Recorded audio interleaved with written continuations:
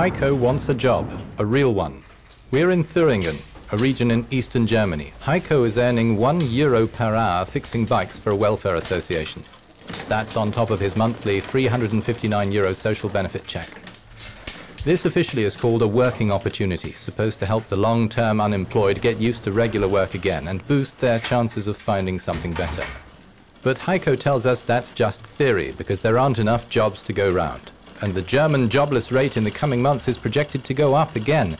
Work is high on the September the 27th election campaign agenda.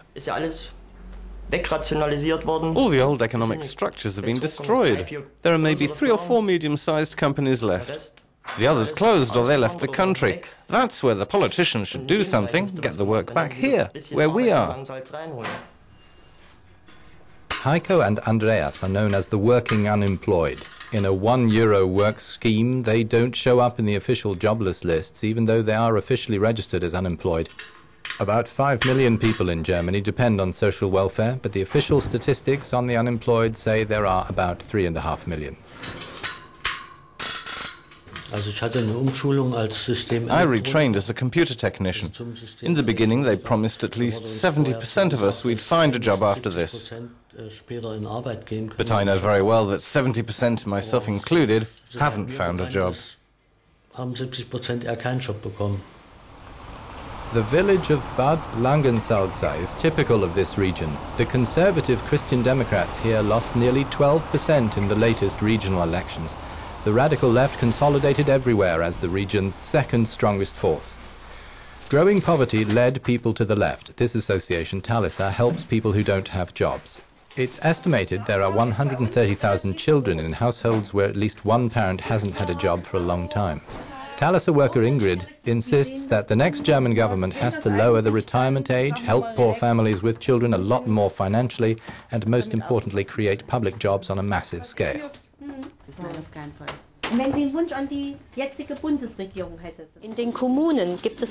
There are plenty of jobs in communities that private companies don't want to handle because they can't make a profit at it. There's work in the service sector. Towns should improve their residential areas, their parks and gardens, their creches. They've got their work cut out improving living conditions for children and the elderly.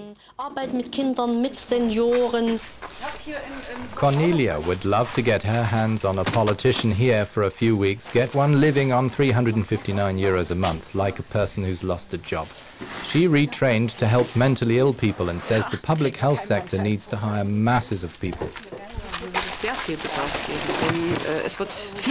We need manpower so much in our hospitals and old people's homes. They're not well taken care of today. A lot of them don't have anyone left. As for medical attention, that's not good either. Who will govern? A centre-left coalition with a Social Democrat chancellor? Or a centre-right coalition with Merkel in charge? Or will a grand coalition of Social Democrats and Christian Democrats be remade? Almost all the parties have fattened the social content of their speeches. One rare visible ideological difference is that the left is demanding a national minimum wage, which the right refuses to introduce. What do people think at the food handout centre in Bad Tennstedt? What do they want?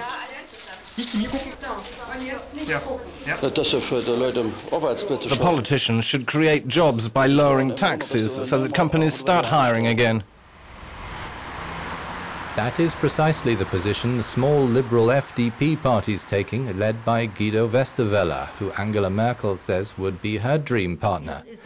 But a lot of poor people plan to vote for the radical left Die Linke. In Thüringen, this party scored more than 27% in regional elections. At the federal level, the traditional Social Democrats' ratings have plunged. The New Start project, run by a jobless association and co-financed by the European Union, organizes classes in math, grammar, informs the jobless of their legal rights. It also provides a space for people to share their worries and talk.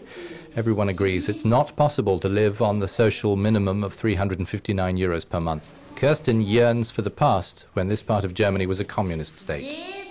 Soll man aber schöne Sätze. Zu einem Satz gehört auf jeden Fall ein Verb You have to start tightening your belt by the middle of the month. You buy the bare necessities, pay attention to the prices, only get things that are marked down. You used to have social security in the German Democratic Republic. Now you have to think twice before going to the doctor. Have you got the 10 euros? Can you afford the medicine you have to pay for, partly? Martina Schulz has been looking for a job for 14 years. She asked to retrain as a florist when she was 46, but she was turned down. They said, "You're too old." We are the generation that's been humiliated after the fall of the Berlin Wall. We still had work then. Later they cut down our hours and put the pressure on. You had to do the work of 2 or 3 people. Then the wages wouldn't cover your rent. We came to depend on social benefit. Now we're on the minimum subsistence payments. We feel humiliated. I've got the impression, how should I say it, I've been used. The radical left says it wants to abolish poverty in Germany by raising taxes on the country's 800,000 millionaires. There is another face to Germany, and it's just next door, a high-tech land of innovation and job creation. Here's Solar Valley, one of the country's most competitive poles of high achievement. Grouped here you find photovoltaic activity, gutsy little startups, medium-sized companies trying new things, globalized heavyweights, and some of the best private and public researchers. Hubert A. Aulich is the spokesman for this cluster of excellence. In the last few years, we've created 45 to 50,000 jobs in Germany. In the next 3 to 5 years, we're going to double that. Heading south now, we're approaching Kettmannhausen, dubbed Thüringen's Solar Village. It's not all darkness and gloom. While low-qualified jobs in eastern regions are scarce, there is a huge shortfall in highly qualified people. To slow the flow of students leaving the region, Thüringen has restructured vocational education because in the next 4 years the number of students in eastern Germany is projected to drop by half. It has to get young people interested in going to region's technical universities and make them want to stay afterwards. Tim and friends are thinking about a future without oil.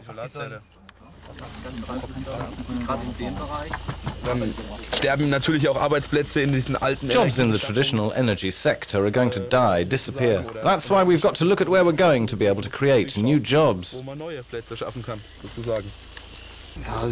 I believe we'll have quite a lot of possibilities here in the region to land a job. All the political parties more or less agree there's a need to develop ecologically sustainable or green employment. But the big question remains how to help the great many underqualified people who are peddling desperately to survive.